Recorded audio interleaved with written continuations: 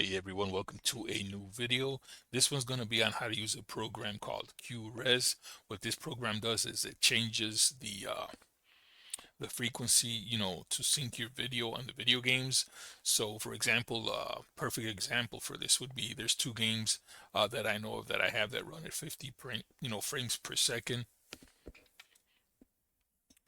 Hello everyone, welcome to a new video. In this one I'm going to be showing you how to use a program called QRes. What this one does is it allows you to change the frequency of your monitor or TV to whatever the game is rendering the frames per second at. So in other words, if you have a game, for example, that runs at 50 frames per second and your screen is syncing to 60, then when you play that game that runs at 50, it's going to have that stutter motion, which is, kind of annoying because it makes the game look like it's not running, optimized.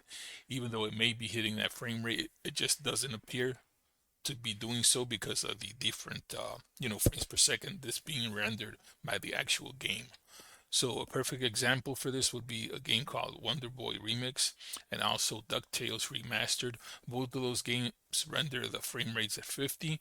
So it doesn't matter if if your desktop is running at 120 or 75, it's still going to stutter because the game is running at 50 and your monitor is syncing to a different frame rate. So go ahead and go to that link on the website. You're going to come to this website right here. We're going to click on this file right here that says code, and we're going to download the zip file. Once you have that downloaded to your downloads folder, you're going to go ahead and go into that folder. You're going to open it up. There's only one file out of there that we're going to be using. It's this one here that says QRes. So just go ahead and copy that file and then go ahead and paste that to whatever game you want to apply that program to. So in this case, I'm using the Wonder Boy Returns Remix. And all we're going to do is just go ahead and right click on here. You're going to create new. You have a new text document on there. Then you're going to cut and paste the info that I put in the video description. It's going to look like this. So we're just going to mimic that. We're doing one right here. So copy that info. You're going to go ahead and paste it into the document. It's going to look like this. Now, whatever game you're running, you're going to want to change that info right here. So if you're playing, Need for Speed or whatever it is, just find the name of the executable file. And then you're going to put that right here. So you're going to replace this with whatever game you're running. This spot right here is going to, do the resolution, the X resolution at 1920 by 1080. So this you can change to whatever you want, and that'll switch it for you. Now this part here is the important part. If the game runs at 50, you're going to put 50 right here. Then down here, this is when the game exits. So, you want it to go back to the original resolution of your desktop. So if it's different than what you want the game to run at, you're just going to put that in here also. And if not, you're going to leave everything there the same. Now this part here, you want to make sure you set this number back to whatever your, default refresh rate for your monitor is. So this appears for the game.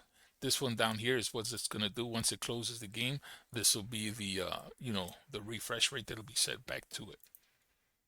So once you have that done, you're going to go ahead and click on File, Save As. You're going to make sure this part here says All Files, and you're going to name it whatever game you're running.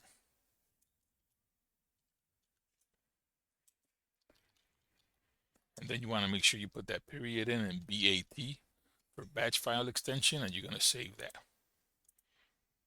Now, once that's saved, you're good to go. Now, my original intention was to actually show you how this runs, versus having it and not having it.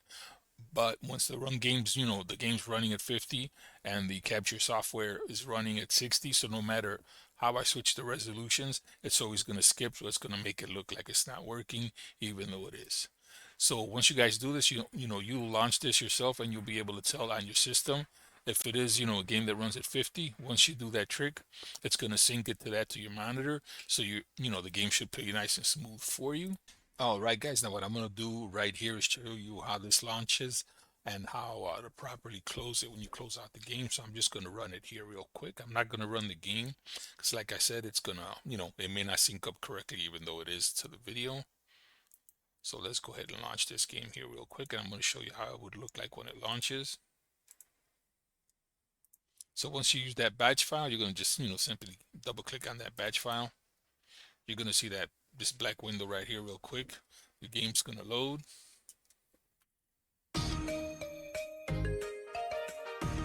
Now when you exit your game, you're just gonna exit like normal, and you're gonna see this box here. When this box comes out, it's basically showing you the lines that we had entered into the text file that we made into a batch file.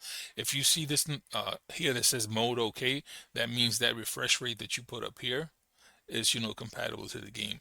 If you put something up here and you see it says mode not available, then whatever refresh rate you put up there, either your monitor can't handle that refresh rate or it's not capable of being rendered by the game. So you want to try and always match the number here to something that says mode OK and that it looks good when you're running it.